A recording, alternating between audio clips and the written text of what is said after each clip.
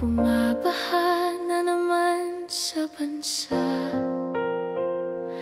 parang luha ng langit, di mapigilan.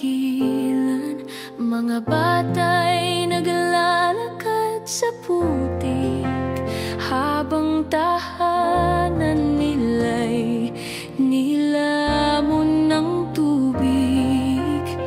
May sasakyang sumusubok tumawid sa gitna ng baha at panganib. May mga matang nagtanong sa dilim, saan ba tayo ligtas titigil?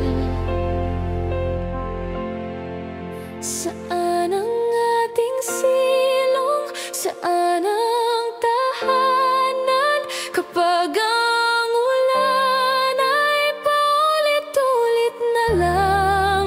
Sana maalala, sana mapaisip, paano ahahon ang bayan sa tubig? Paano sasagipin ang kapwa natin na ngayon'y natitigib?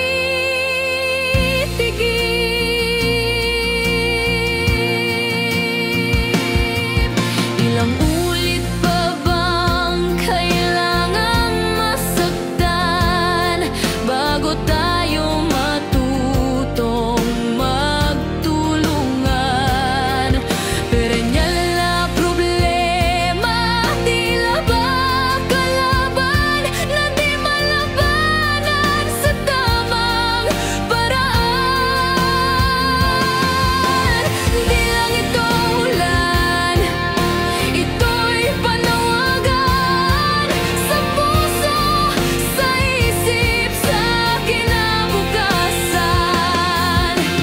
Nasaan ang pag-ibig na walang alinlangan? Nasaan ang pag-asa sa gitna ng kawalan?